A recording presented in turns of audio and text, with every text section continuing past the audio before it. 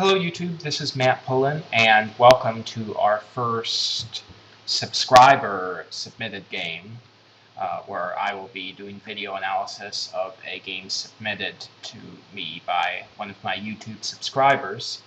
To find out how to submit your game for analysis, just check out the Greencastle Block Facebook page.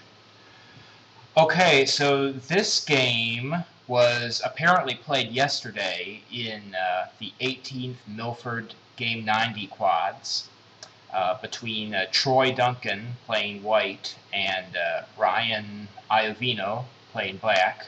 I do not know what either of these players' ratings are, but it is a miniature, fairly short game, so I figured this would be a good one to start the series with. So I've not done any sort of markup so far on or analysis on this game. So I've viewed it over like 2 or 3 times. So we're just gonna sort of go off of the cuff and yeah.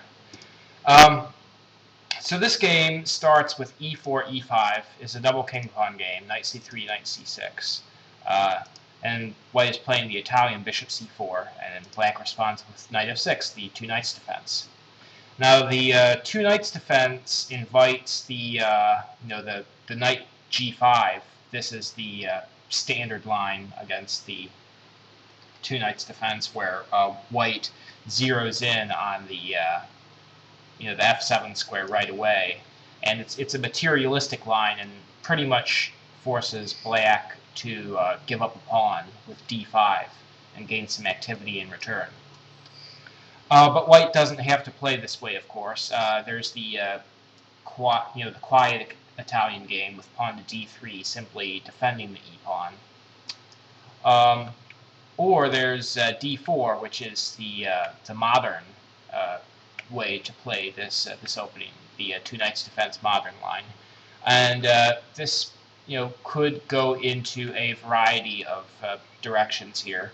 So black takes this pawn, which is correct in my view, and here white plays castles. So he is actually inviting black to take a second pawn, the pawn on e4, although white would gain the e-file for his rook and pin the knight against the black king, which is still in the center. However, this is a playable line.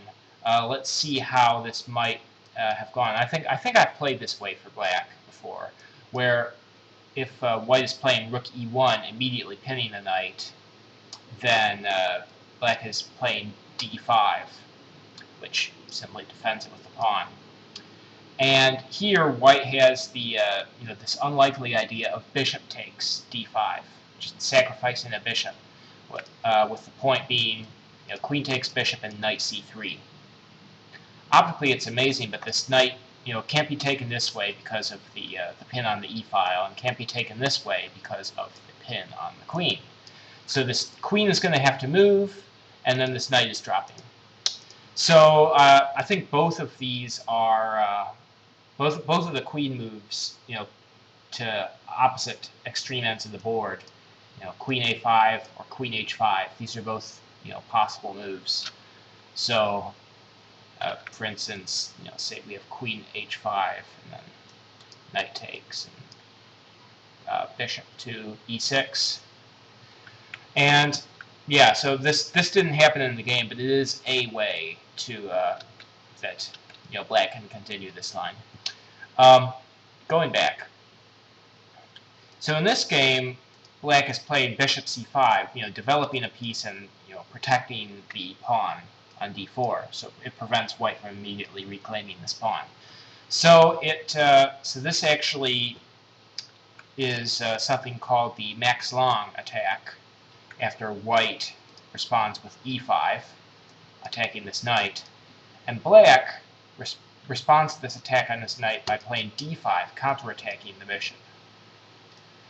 I mean, it is possible for white to play pawn takes d6 en passant, but that doesn't really lead to anything for white. So in this position, white, the modern two knights defense line, white is playing with the bishop to b5, setting up a pin.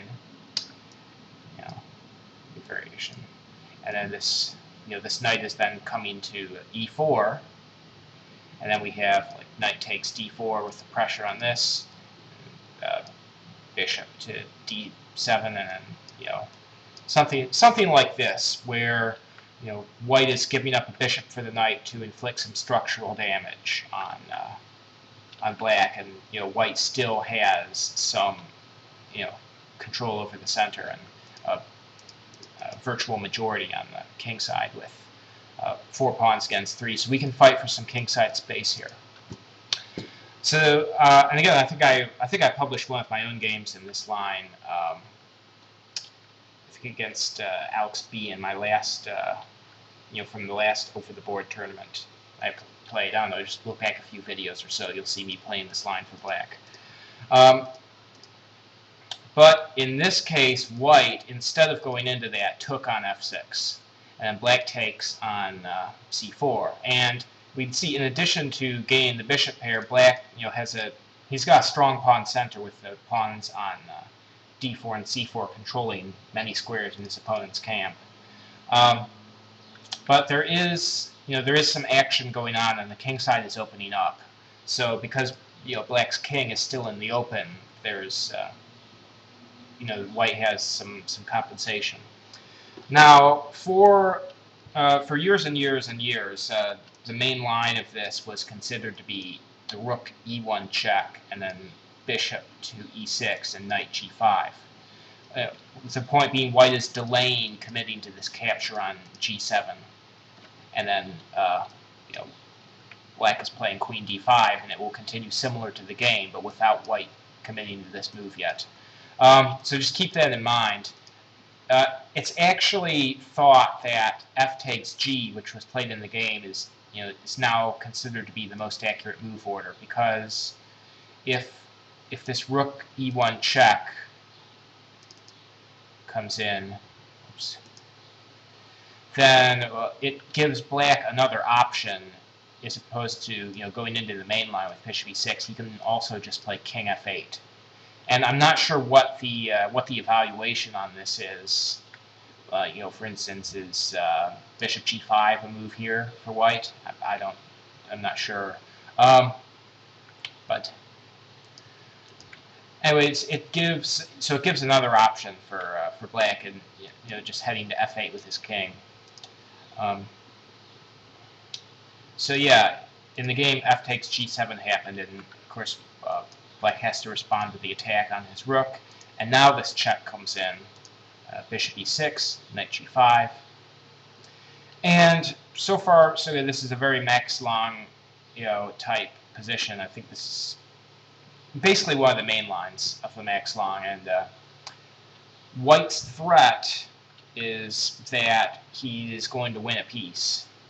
It looks like he's just threatening to win a pawn, but after a reasonable move, like, I don't know, say queen f6 seems reasonable, right? Well, after knight takes g5, what black doesn't want to take this with the queen, because of rook takes, so he's got to take this with the pawn, right? And then this queen comes in and zaps the unprotected bishop on c5. So this is white's threat in this position. And the standard move for black here, a move which adequately defends, against this threat, and also defends the e6 pawn, is the queen to d5. This is, I believe, the only move here for black. And after queen to d5, this exchange doesn't work because the black queen is defending against the h5 check.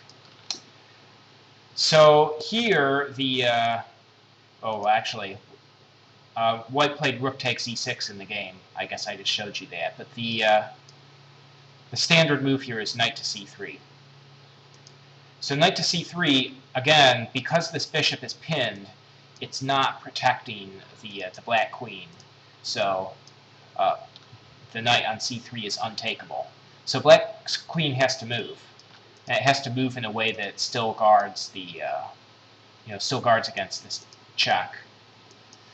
So queen f5, and then now that this pawn is unpinned, black is threatening to take on c3.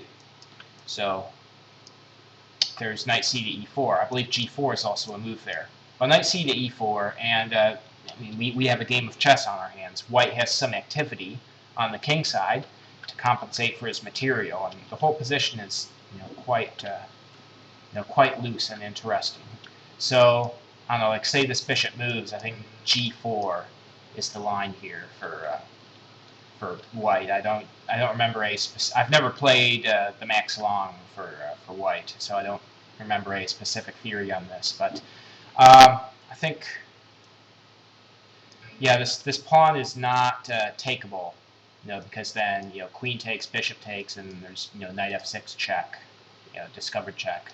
Uh, so I believe queen g6 has to happen, and then there's like, I don't know, is there just f4 threatening to f5? Something like that. Or if instead of moving the bishop, black just castles queenside, allowing this exchange should should white want it, and just getting his king the heck out of there.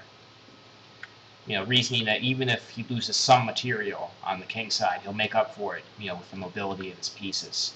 So g4, I think g4 is also the move here, because black can't go in and take this because his bishop on c5 is hanging. Well, I don't know. So something like this: chops and chops, and then chops on g. So then black is getting the activity on the g file, but then I think maybe white is just playing h3, followed by moving his king, and white will maintain his extra piece. But I mean, is a wild position. I mean, certainly it looks like black has some compensation in terms of his center control.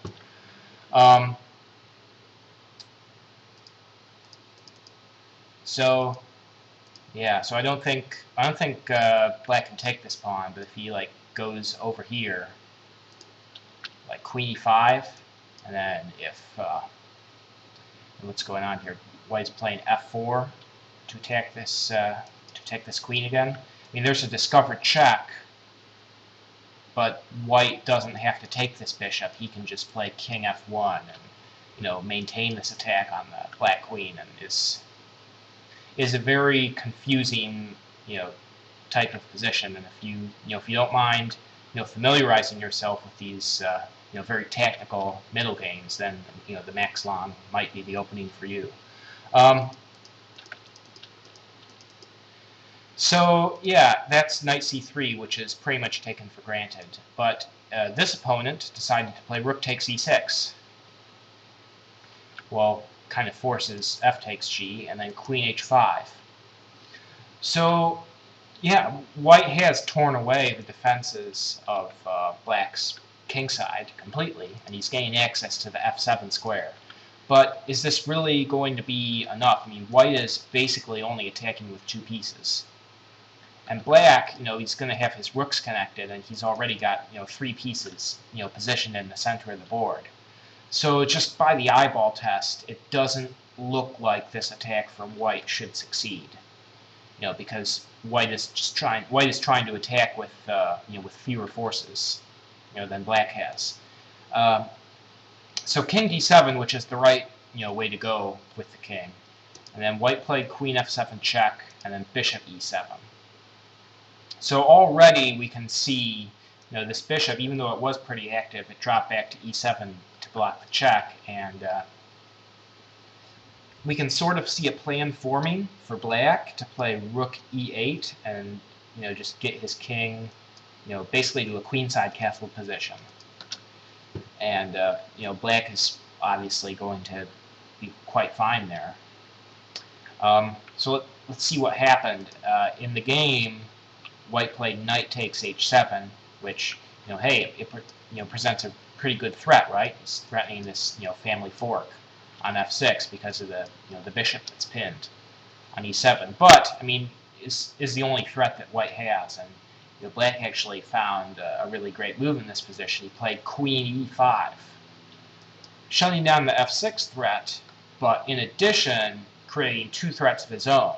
One is to play rook takes g7, where white has a problem guarding his queen and his knight, and another is just simply queen e1 mate.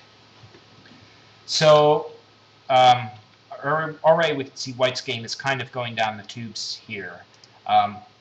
King f1 to prevent the mate, and then rook takes g7, and there are no more moves, so I assume that white resigned here. I mean, the only move to guard his queen, oops, yes, sorry. The only move to guard his queen is, well, I guess he's got two moves to guard his queen, queen f1 and queen f3 and a queen f4, but in either case, he's just losing the knight on h7, so yeah, there's might as well give up here. So what can we tell from this very short game? Well, it's became an opening discussion basically, because that was a miniature. There are not too many moves in the game itself, but this move rook takes e6 is just it's a sacrifice which does accomplish some things in terms of taking away a defender of black's kingside and gaining access to the f7 square. But it's just not enough because black just has so many pieces already developed that it's hard to believe that black's going to have any problems defending against white's queen and knight. So again, knight c3 was the move that white wanted to play there, and it goes into well-established theory. So yeah, this has been the first subscriber-submitted game that I reviewed on the Greencastle Block channel, and let me know what you thought of this. And if you want to have your game reviewed, then head over to the Facebook page for information on how to submit it. Have a good one, YouTube.